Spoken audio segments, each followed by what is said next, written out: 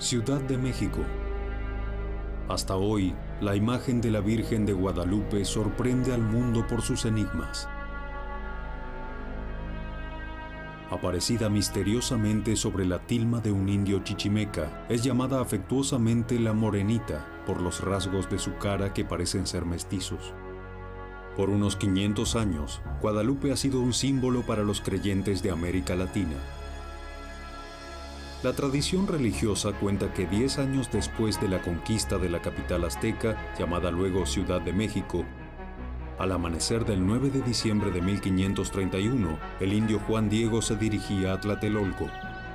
Pasando sobre el monte Tepeyac, es atraído por un armonioso canto de pájaros que provenía de la cumbre, donde estaba saliendo el sol. El indio se dirige a la cima de la colina y siente una voz que lo llama dulcemente. Ve una joven de pie, rodeada de luz, que le habla y se expresa en la lengua culta de los aztecas, el náhuatl.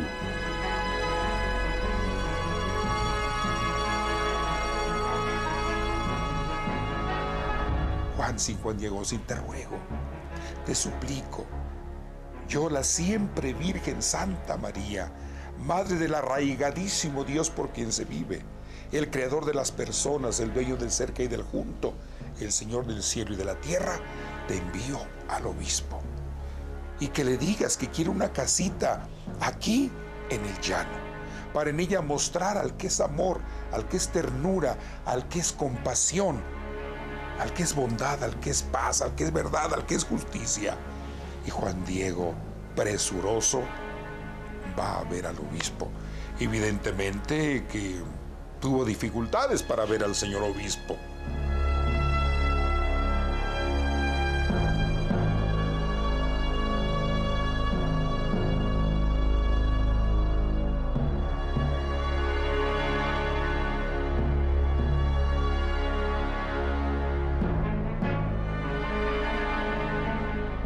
Lo recibió, no le creyó y le dijo: después vendrás y te oiré con más calma. Así, Juan Diego, desconsolado, retoma el camino de regreso. Ese mismo día, el indio sube nuevamente al monte Tepeyac y encuentra una vez más a María. Juan Diego le pregunta humildemente si es posible enviar a alguien más importante que él, más creíble, pero María responde: ve mañana otra vez al obispo, ve y dile que quiero aquí mi casita sagrada, mi templecito. Y Juan Diego, al día siguiente, domingo, por la tarde, vuelve otra vez a ver al señor obispo.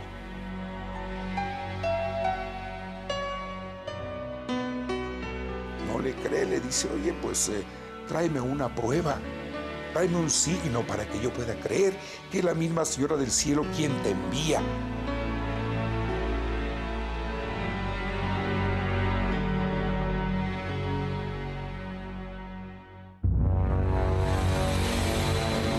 Juan de Zumárraga, este era el nombre del primer obispo de la Ciudad de México, encarga a algunos frailes seguir al indio.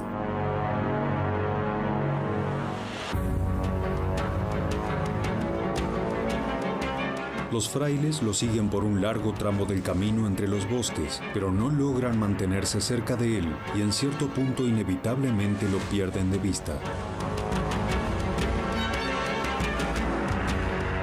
Llegando a la cima del monte Tepeyac, Juan Diego encuentra nuevamente a María. Una vez que escuchó de la boca del pobre hombre que el obispo quiere una prueba, María le pide a Juan Diego que regrese al día siguiente por la mañana. Le daría la señal para mostrarle a Zumárraga. Pero al día siguiente Juan Diego no se presenta a la cita.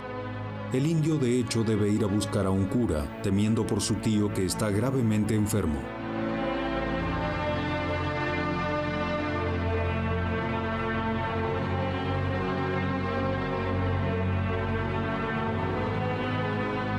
Se había prometido a sí mismo ver a la señora al día siguiente, pero con gran sorpresa ella va a su encuentro.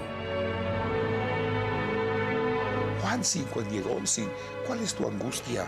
¿Cuál es tu preocupación? ¿Qué pasa? Después de haber escuchado las razones de Juan Diego, María dice: No te preocupes.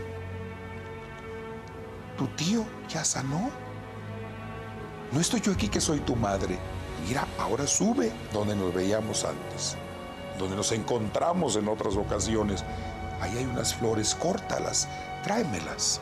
Y Juan Diego va presuroso a traer las flores, las acomoda en su tilma y se las lleva a la señora.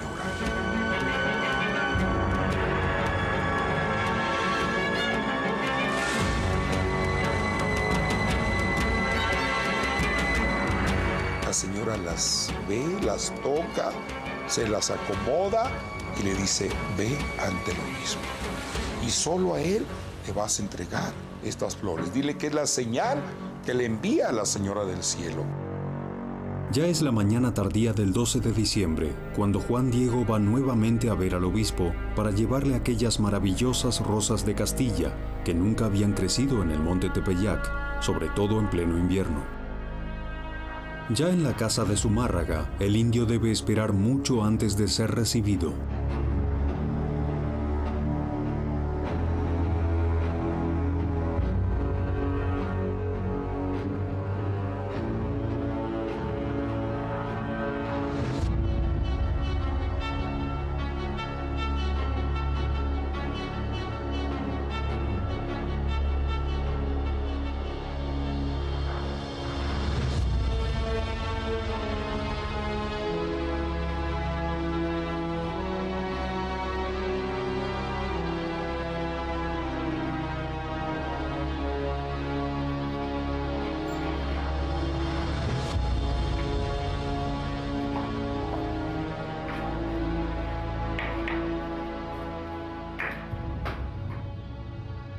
Una vez frente al obispo, Juan Diego le cuenta su diálogo con María y abre la tilma para mostrarle las flores.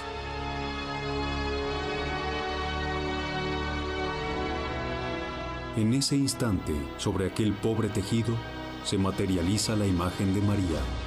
El obispo y los presentes caen de rodillas frente al prodigio.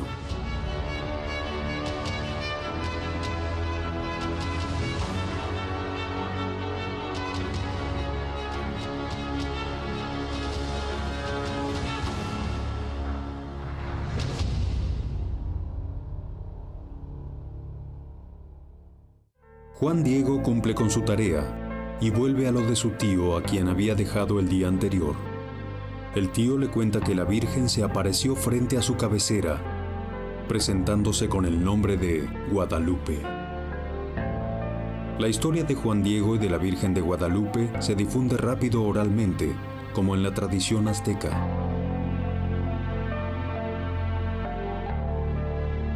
Existen asimismo numerosas fuentes escritas y códigos indígenas que hablan de estos acontecimientos. Por lo tanto, se ha podido verificar que los personajes de la historia existen. Entre las fuentes indígenas más cercanas a la época de los hechos, existe una que es considerada una obra maestra. Su nombre significa "Aquí se cuenta". Es el documento fidedigno, histórico, de las apariciones de Nuestra Señora, escrito a 20 años de las apariciones de Nuestra Señora. Es una belleza, desde el punto de vista histórico, poético, literario. El documento más importante, el Nican Mopowa, es uno de los documentos más importantes, no cabe duda, y de los más antiguos. La copia más antigua que se conserva está en el archivo de Nueva York, en el archivo público de Nueva York, en la colección Lenox. Fue escrito por Antonio Valeriano, un indígena sabio que estudió con los franciscanos tanto español como latín, así que él escribió con caracteres latinos pero con sonido náhuatl esto. Esta y otras fuentes, como el Códice de 1548, también llamado Códice Escalada, que data del año de la muerte de Juan Diego, han sido analizadas con mucho cuidado por la Iglesia. En 1990, el Papa Juan Pablo II beatificó al indio. San Juan Diego se ha convertido así en el primer indio laico en ser canonizado en la historia del cristianismo. La tilma de Juan Diego, sobre la cual apareció la imagen de la morenita, era un paño pobre, llamado también ayate, utilizado por los indios más humildes.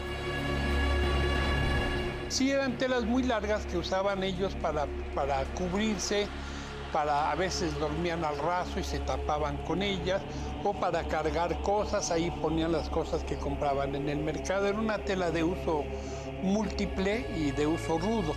Esta tela fue tejida en un telar de cintura que tiene más o menos un ancho de 50 a 55 centímetros.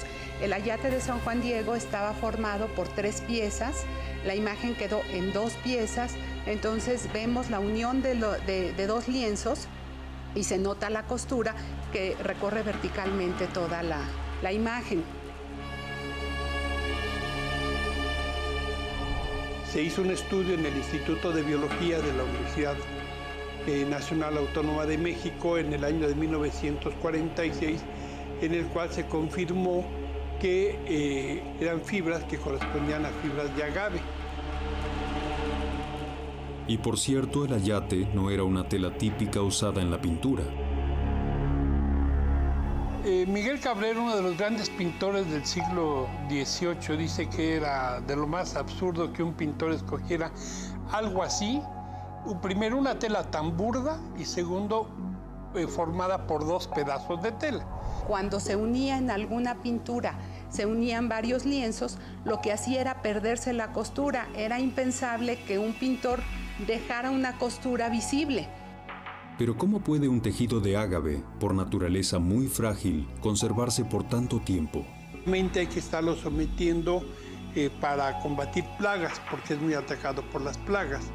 De modo que, digamos, a diferencia de la tela de lino, que puede durar muchos, las fibras de agave duran muy poco, es uno de los asuntos en los cuales ha habido sorpresa, digamos, por muchos investigadores, ya que la tela se ha conservado ya por más de 475 años, comparado con otras telas que se han hecho de material muy semejante al del ayate y que no han durado más de 10 años. En el caso concreto, hubo una pintura hecha por Rafael Gutiérrez a fines del siglo XVIII, que fue colocada en la iglesia del Pocito, muy cerca de la antigua ermita, de la antigua basílica, y que no duró más de 10 años. Después de 8 años, todos los colores que se habían utilizado habían cambiado, la tela se había demeritado mucho, se habían roto las fibras, a pesar de haber estado protegida con vidrio. Todo el ambiente donde se encontraba el ayate favorecía la putrefacción y la corrupción de las telas. Tengo que es un ambiente sumamente húmedo, es muy salitroso. El salitre se pega a las piedras y va desmoronando las piedras. La imagen original pues estuvo prácticamente 120 años sin la protección de vidrio. De modo que es una sorpresa el hecho de que esta tela tan frágil se haya conservado, y solo en últimos tiempos es cuando se han tomado medidas especiales para protegerla contra los ataques del medio ambiente. Recientemente se han hecho estudios que muestran que la tela sigue sin corromperse. Además, debe decirse que la tilma sobrevivió a un incidente en el cual fue vertido ácido nítrico sobre el tejido, hecho que ha causado la aparición de una mancha que, sin embargo, inexplicablemente está desapareciendo. Pero no solo eso, una bomba que explotó en un atentado en 1921 destruyó todo lo que había, doblando hasta un crucifijo macizo de bronce, mientras que la imagen fue la única cosa que permaneció íntegra. El modo en que la imagen se ha fijado sobre el tejido también es un misterio. En la tilma no hay lo que se llama aparejo, que es la preparación previa que hacen los pintores para eliminar las irregularidades de la tela, llenar los intersticios y tener una superficie adecuada además para que reciba el material para colorear y que se fije. En el caso de la tilma, ya desde 1666 hay evidencias de que no hay esta preparación. El tejido de la tilma es tan abierto que se puede ver a través de ella. El brillo de los colores de la imagen de Guadalupe tampoco parece sufrir el ataque del tiempo. tenemos descripción de cómo la veían, la han visto a lo largo de la historia y los colores que tenían y han permanecido. Tenemos pinturas que se conservan y conservan su color porque tienen toda una base de preparación y tienen una protección, un barniz final que va a proteger los colores. Y aún así, lo que pasa es que el barniz que se les ponía se va oxidando. En pintura, para obtener la sensación de volumen y profundidad, se dan varias capas de color, varias pinceladas de diferente tonalidad. Y en la imagen de la Virgen de Guadalupe, en el ayate, lo que tenemos es como si fuera en un solo brochazo o en una sola puesta de pintura. Incluso un hecho que nos sorprende mucho es que el tejido es un tejido muy burdo, porque se ven los nudos, se ven las partes más gruesas, sirven para dar ese volumen. En el labio de la Virgen, uno de los nudos de la tela ayuda a dar ese volumen y es lo que ahora sí que se vale de las imperfecciones del tejido para dar ese rostro. Ustedes podrán ver imágenes guadalupanas en todo el mundo y copias de pintores y ninguna ha igualado el rostro. A través de la fotografía infrarroja, técnica utilizada todavía hoy, por ejemplo en los estudios críticos de pinturas antiguas, en los años 80 los profesores Jody Smith y Philip Callahan, colaboradores de la NASA, confirman que en la tilma no existe una preparación del fondo para la pintura. Añaden que es total la ausencia de pinceladas. Ningún rasgo, ninguna técnica pictórica conocida. Y no solo eso.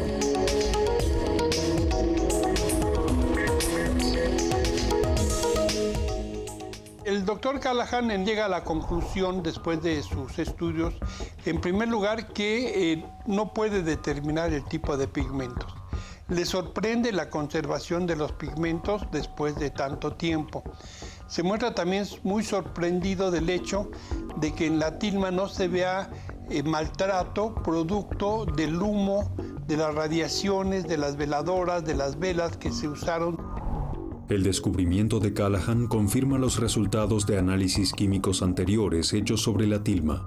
También se ha podido ver a través de estos estudios que hay uno en particular que se hizo en 1936 por el doctor Richard Kuhn, que analizó una fibra amarilla y una fibra roja del ayate y pues no pudo determinar si los pigmentos eran de origen vegetal, de origen mineral o de origen animal.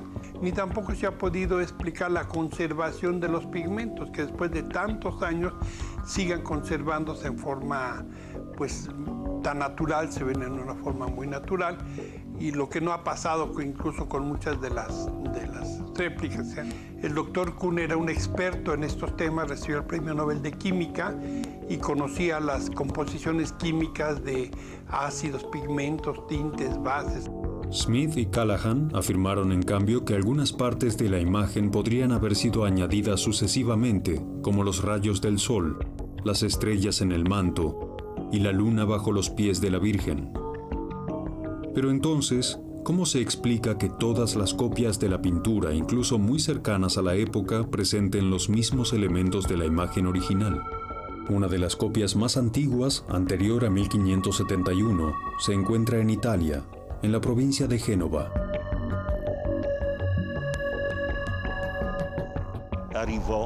Llegó esta imagen a Italia por manos de Felipe II, rey de España, que la recibió de regalo de parte del segundo obispo de la Ciudad de México.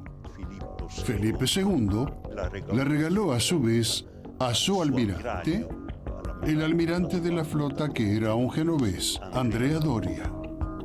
La tradición nos dice que Andrea Doria llevó consigo esta imagen y la colocó en la galera principal de la flota católica en aguas de Lepanto, donde el cristianismo derrotó a los turcos.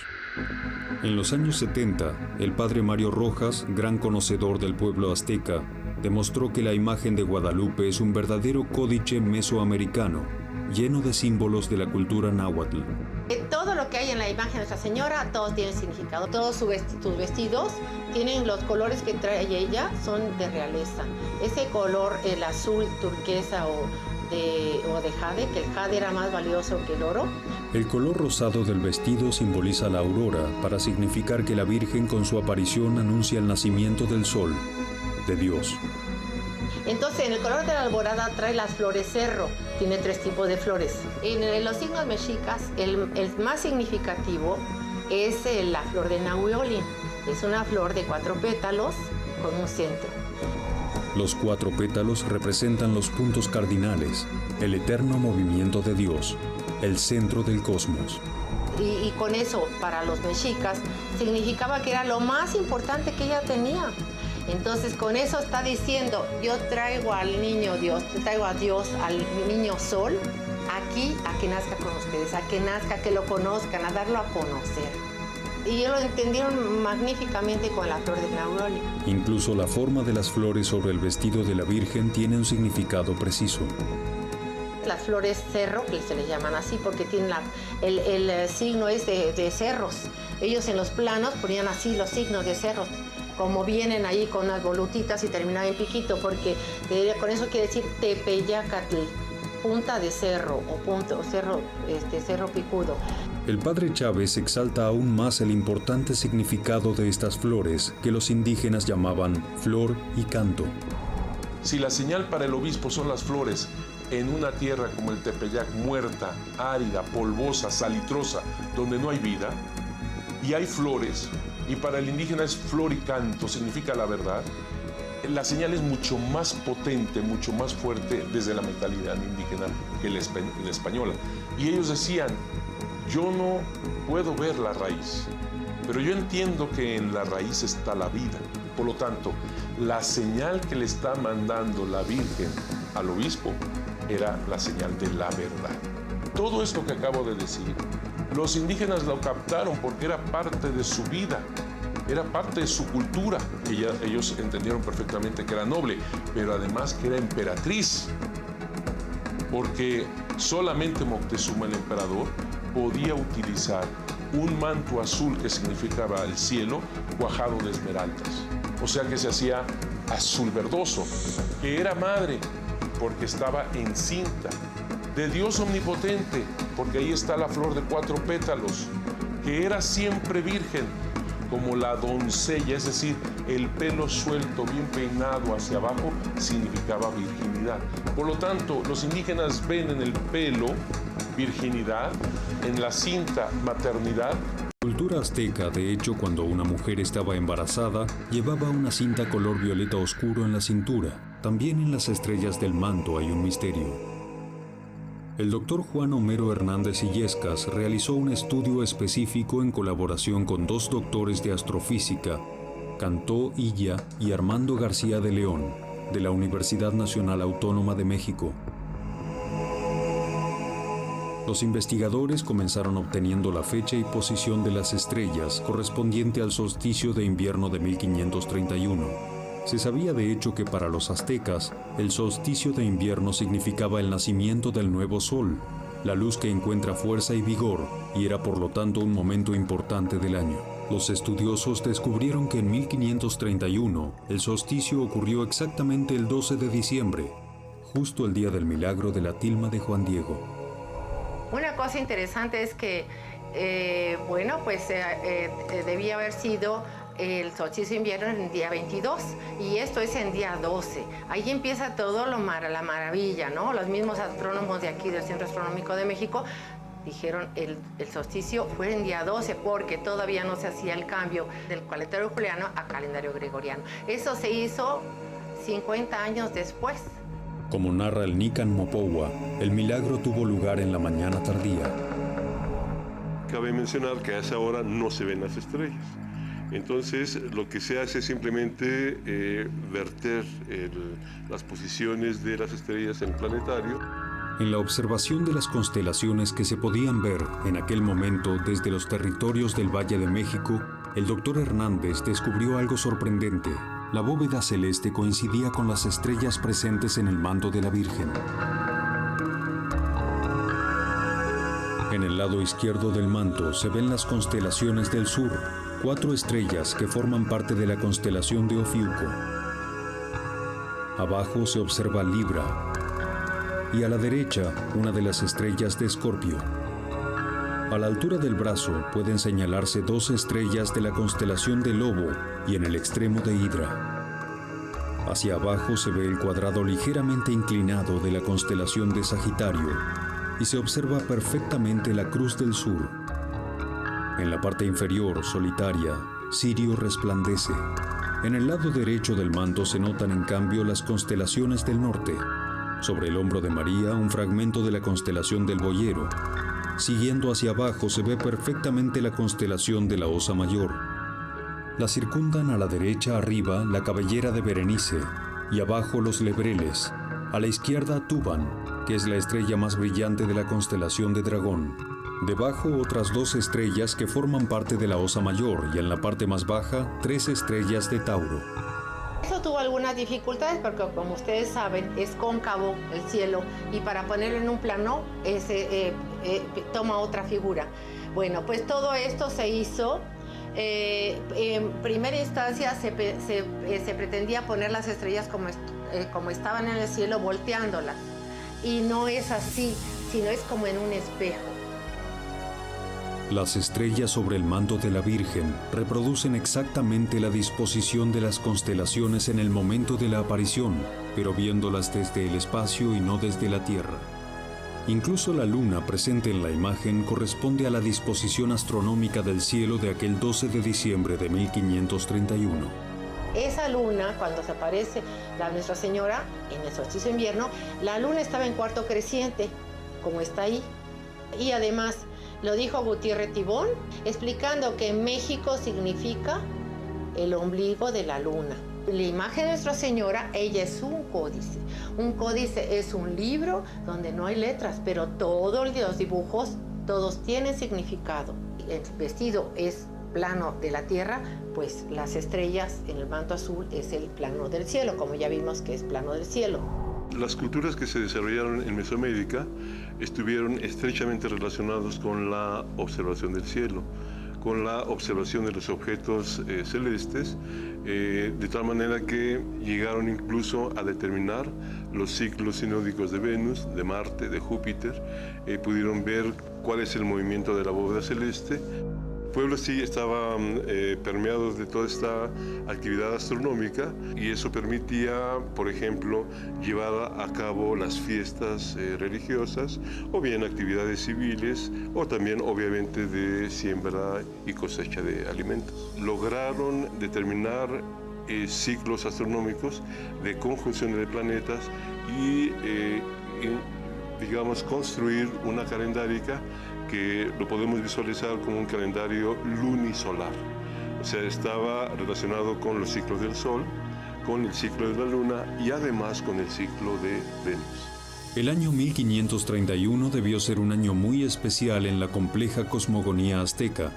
De hecho, el solsticio de invierno se registró bajo la conjunción del Sol con Venus, un evento astronómico registrado cada 104 años, de extraordinaria importancia para los aztecas porque quería decir el inicio de una nueva era. Los aztecas ya habían previsto que justo en aquel año llegaría una nueva era. El calendario de piedra, el calendario solar, el calendario de los aztecas, inicia una nueva era en la caseta 13 Caña, que es 1531. En 1521 se termina la conquista en México. Fue un momento terrible, espantoso para los indígenas.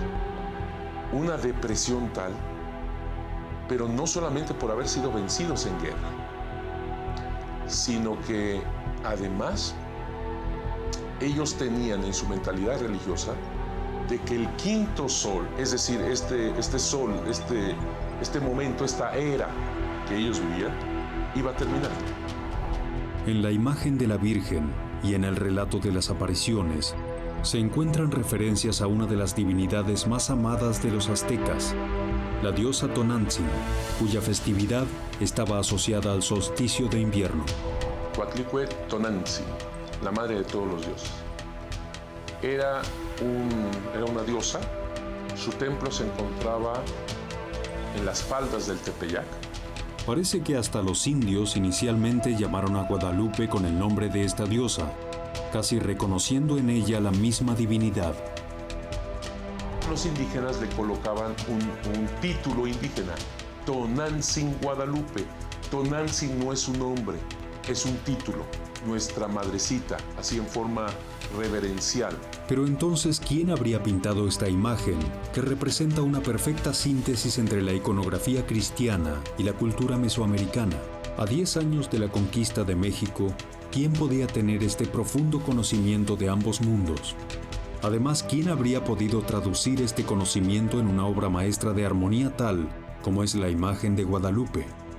Los estudios sobre la imagen de la Morenita han demostrado que la pintura respeta la llamada proporción dorada, una correspondencia armónica entre las partes individuales y el todo, entre los espacios y los volúmenes, que los griegos conocían bien y que traducida en la proporción áurea, 1 a 6.18, está presente en la naturaleza, en el hombre, en las galaxias y hasta en la música.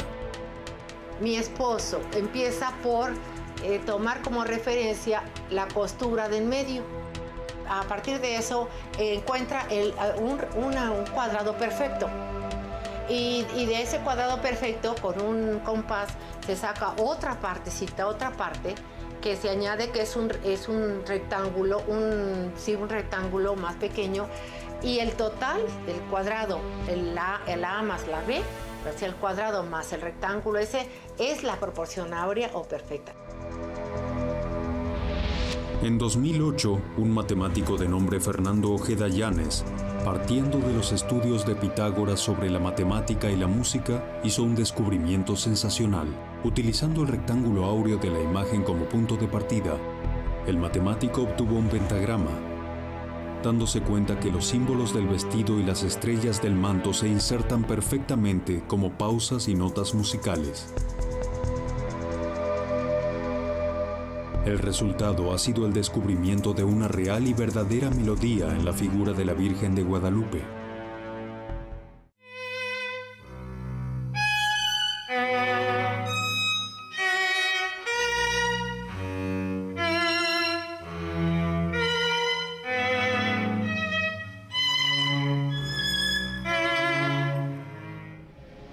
Pero las maravillas que rodean a Guadalupe no terminan. El ingeniero peruano José Aste Tonsman, retomando algunos estudios efectuados en los años 60, según los cuales en los ojos de la Virgen estaban presentes figuras humanas, hace un descubrimiento excepcional.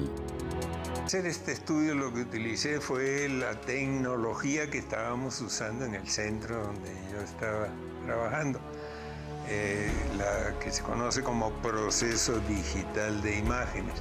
Es la tecnología que utiliza la NASA para estudiar las imágenes enviadas de afuera, ¿no? Y muchas entidades utilizan también para estudiar imágenes microscópicas, por ejemplo. De hecho, en el centro en que trabajaba en esa época estábamos trabajando con imágenes de satélites de México. En la mayoría de las imágenes utilicé cuadritos o píxeles, picture elements se llama, de 25 por 25 micrones o milésimos de milímetro. Esto nos da que por 1 milímetro cuadrado, o sea, 1 milímetro por 1 milímetro, me tomaba 1600 puntitos. Las ampliaciones fueron hasta crecido 2000 veces. Para unos detalles muy específicos. Y hablamos cronológicamente, digamos, el primero que yo descubrí que me llamó mucho la atención es un indígena que está sentado con las piernas cruzadas, como lo hacían en esa época los mexicas. Tiene muchísimo detalle.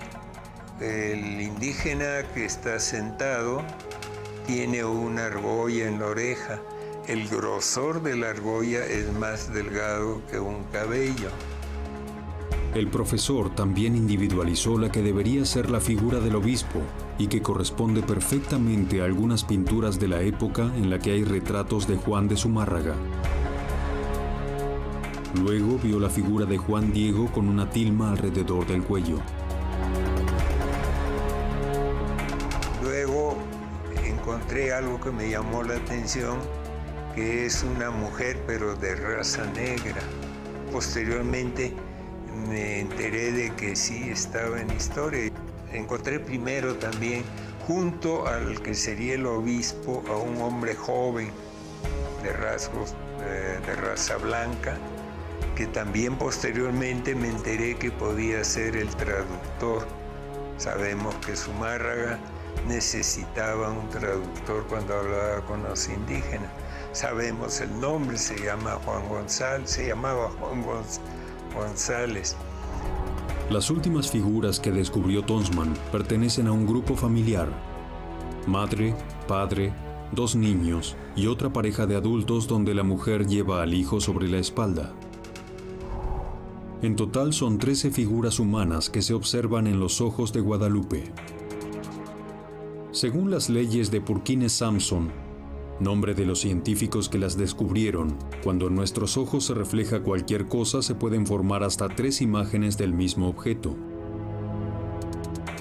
Cuando miramos algo, nuestras córneas actúan como 2 espejos, son 2 cristales, digamos, que reflejan lo que está frente a nosotros. No es la misma imagen en los dos, las mismas dimensiones en los 2 ojos, porque están separados, y de hecho por eso que vemos la tercera dimensión, digamos, ¿no?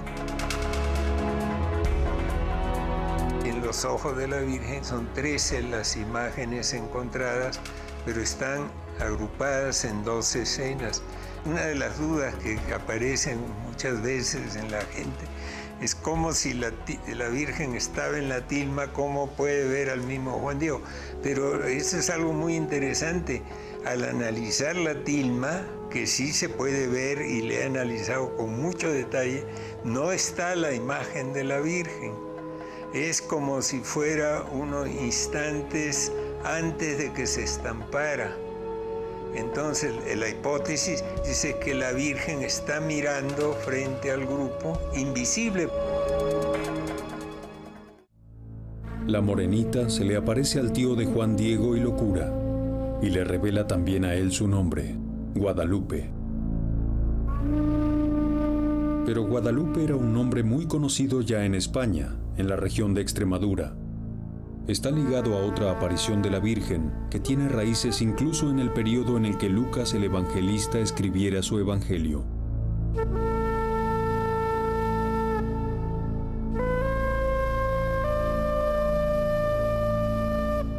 Sin haber conocido personalmente a Jesús, San Lucas interrogaba a quien había tenido la oportunidad de escucharlo o encontrarlo, recogiendo testimonios.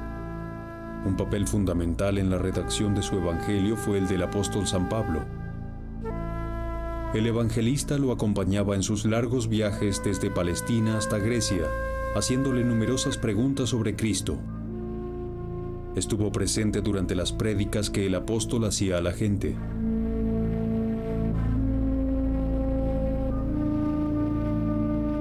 Pero sobre todo, el Evangelio de San Lucas refiere fielmente los relatos de la verdadera protagonista de esta increíble historia, María. En sus largos coloquios, ella le confía muchos detalles de la vida de su amado hijo, de su infancia, de las primeras prédicas. San Lucas anota todo minuciosamente, escuchándola con devoción. Por ello, su obra es llamada también el Evangelio de María. Además de ser evangelista, se cuenta que San Lucas era también médico y artista. La Virgen fue objeto de muchas pinturas y esculturas atribuidas a él. De una de ellas parte la increíble historia que nos pone en relación con la Virgen de Guadalupe en México. Se trata de una estatuilla que representa a la Virgen con el niño, que fue puesta junto al cuerpo de San Lucas cuando murió en Tebas. Pero ¿cómo llegó este objeto de Grecia hasta la región de la Extremadura, en España? Se cree que la estatuilla había sido llevada de Tebas a Constantinopla, junto al féretro de San Lucas por voluntad de Constanzo, emperador de Oriente, en el 357 después de Cristo. Con una gran procesión, hicieron entrar el ataúd de Lucas en la iglesia, con toda la corte imperial, con, al frente de todos, el obispo de Constantinopla, Macedonio, que tenía esta estatuilla con las manos en alto, mientras la procesión continuaba a través del altar central. Luego se supo que la estatuilla fue regalada por el emperador de Oriente Mauricio al futuro Papa Gregorio Magno, en la época en que este último se encontraba en su corte como embajador del pontífice. Cuando Gregorio volvió a Roma, tenía dos imágenes de la Virgen. Una era en forma pictórica. La otra era la estatuilla de madera que trajo consigo a su aposento en Celio.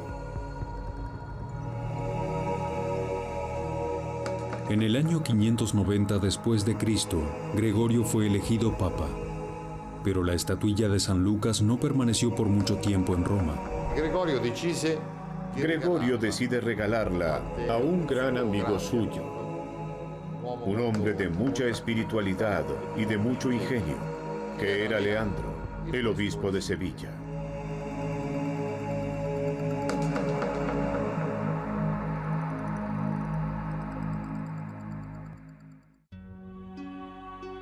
La estatuilla quedó sobre el altar mayor de la Catedral de Sevilla por casi un siglo, para luego desaparecer durante la invasión árabe de España. La tradición dice que fueron a buscarla algunos clérigos para ponerla a salvo. La metieron en una bolsa y huyeron a Occidente. Recorrieron el viejo camino romano, la calle de los Lusitanos, que atravesaba todo Portugal de norte a sur. Se detuvieron en Mérida por cierto tiempo y luego continuaron huyendo de los invasores. Llegaron a Cáceres, en el corazón de Extremadura. Retomaron por un riachuelo, llegaron al límite del bosque y se detuvieron. Allí decidieron que ese era el lugar justo para esconder la estatuilla. Hicieron un pozo. Sacaron la estatuilla de la bolsa, la miraron con devoción, sabiendo que nunca más la verían. Luego la volvieron a poner en la bolsa y la enterraron.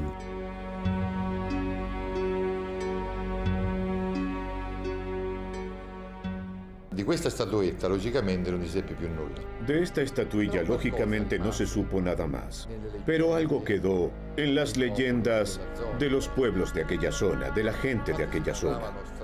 De hecho, se narraban extraños cuentos que las abuelas y abuelos contaron junto al fuego a los niños durante los inviernos. Se contaba justamente de un tesoro escondido en el bosque. Por 600 años se perdió la memoria de la estatuilla de San Lucas, hasta el verano de 1329.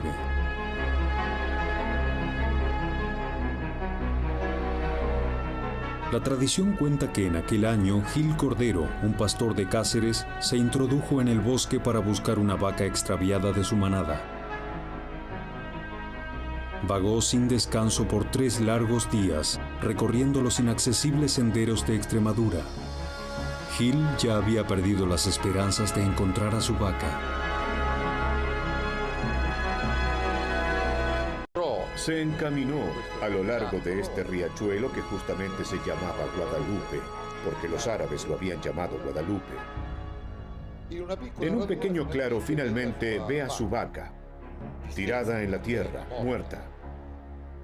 Se acerca a la vaca, aunque sea para quitarle la piel y utilizar el cuero. Pero cuando se acerca a la vaca, se alza en pie viva y sana. Justo en ese momento, en una luz fulgurante, se le aparece la Virgen Santísima. María le pide al hombre que traiga a los frailes del pueblo, quienes tendrían que excavar donde estaba el animal, revelando que encontrarían una estatuilla suya hecha en madera para ser venerada. Gil, trastornado, corre hacia el pueblo y a la mañana siguiente, al llegar a casa, le cuenta a su mujer lo que pasó. La mujer, más tranquila por el regreso de su marido, le informa que su hijo, que estaba gravemente enfermo, se había curado en ese momento. Gil va con algunos amigos a anunciar el increíble hecho a los clérigos del pueblo.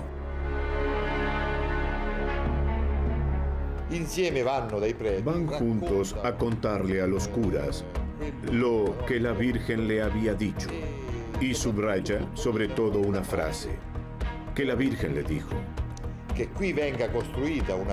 aquí sea construida una pequeña casa donde todos los pobres que llegarán deberán tener al menos una comida al día. Los curas van hacia la zona de la aparición, excavan y efectivamente encuentran la estatuilla de madera que Lucas había esculpido. Justo en aquel lugar, cercano al río Guadalupe, fue edificada una primera ermita, que pronto se convirtió en lugar de devoción y morada para los más pobres.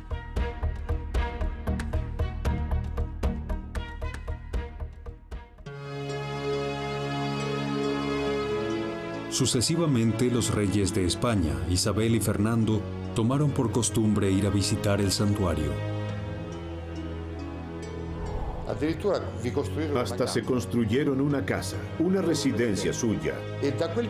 Y desde aquel lugar firmaron muchos decretos y muchas leyes. Uno de esos decretos fue precisamente si financiar o no la aventura de Cristóbal Colón. Existen muchas pruebas acerca de una particular devoción de Cristóbal Colón por la Virgen de Guadalupe, en Extremadura.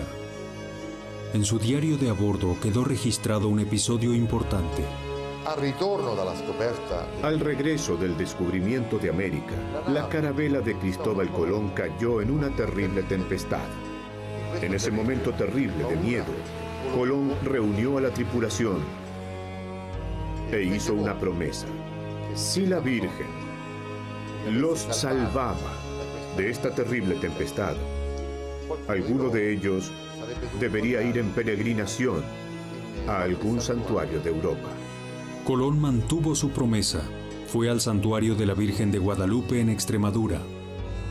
También Cortés provenía de la región de Extremadura, así como muchos misioneros enviados al Nuevo Mundo. Esto lleva a pensar que han sido los mismos españoles quienes dieron el nombre de Guadalupe a la Virgen mexicana. Pero existe la prueba de que los españoles y aún los misioneros franciscanos no querían que la Virgen aparecida en México se llamara Guadalupe. Por otra parte, en aquel tiempo, los dos pueblos estaban todavía muy lejos de conocerse y comprenderse. Luego, el edicto de Carlos V, el ministro de los franciscanos en España, Francisco de los Ángeles, les envió a los indios un grupo de misioneros llamados los 12 Apóstoles de México, pero ellos no lograron convertir a aquel pueblo. Los primeros años de la evangelización fueron años muy difíciles. Los 12 apóstoles mexicanos no llegaban a comprender el significado alegórico de esas estatuas, que a ellos les parecían monstruosas, diabólicas. Y los mismos indios, sobre todo los sacerdotes, no llegaban a comprender por qué aquellos hombres tan santos, que llevaban un mensaje de paz, que llevaban un mensaje de hermandad, fueran tan distintos de sus hermanos blancos, españoles, que en cambio los torturaban, los privaban de la libertad, los mataban. Evidentemente una evangelización así era imposible. Imposible, era titánica. Imagínense ustedes, antes de 1531 habían alrededor de unos 35 misioneros franciscanos, poquísimos dominicos, algunos cuantos diocesanos, para una labor titánica ante una multitud de indígenas, cerca de 23 millones de habitantes. Resulta que los mismos españoles entre sí se mataban, se robaban cometían las más grandes y graves injusticias entre ellos. El mismo Zumárraga fue víctima de un atentado por parte de la terrible Primera Audiencia, el gobierno español de México, y escribió al rey Carlos V contándole la trágica realidad de la colonia. Esta referencia con el obispo es muy importante, para mí es la clave, y es el obispo español.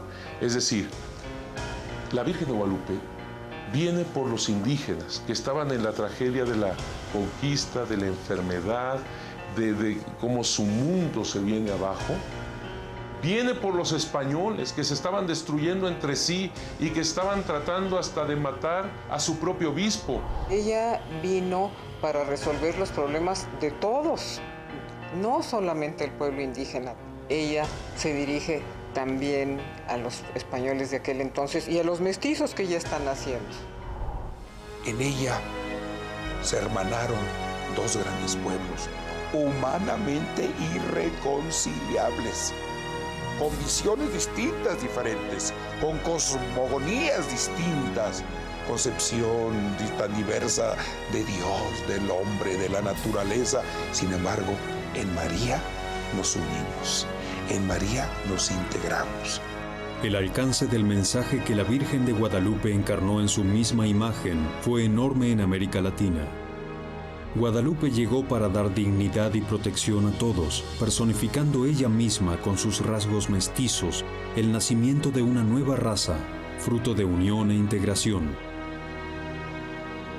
He aquí por qué Guadalupe se ha convertido en el símbolo del pueblo mexicano, que nació de aquel encuentro inicialmente muy violento.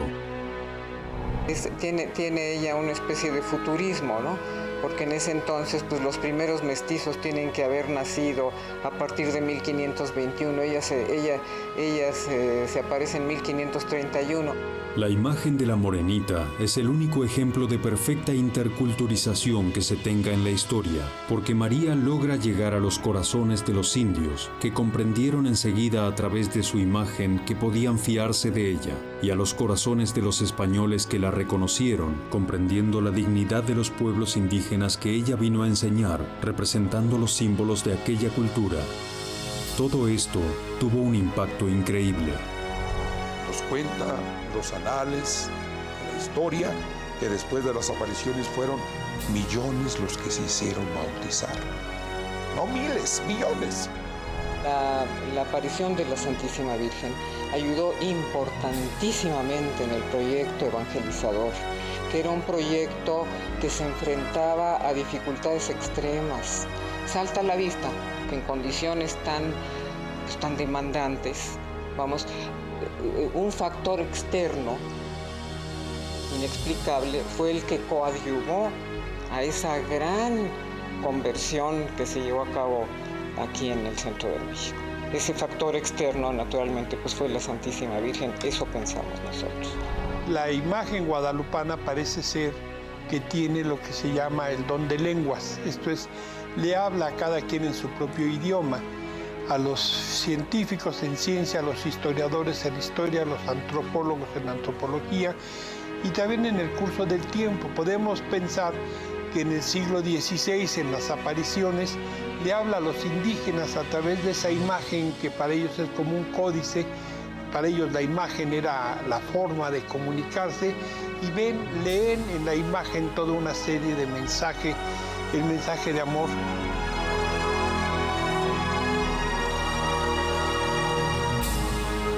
Es así que la tilma de un pobre indio, de características excepcionales, cambió la historia de los pueblos de América Latina.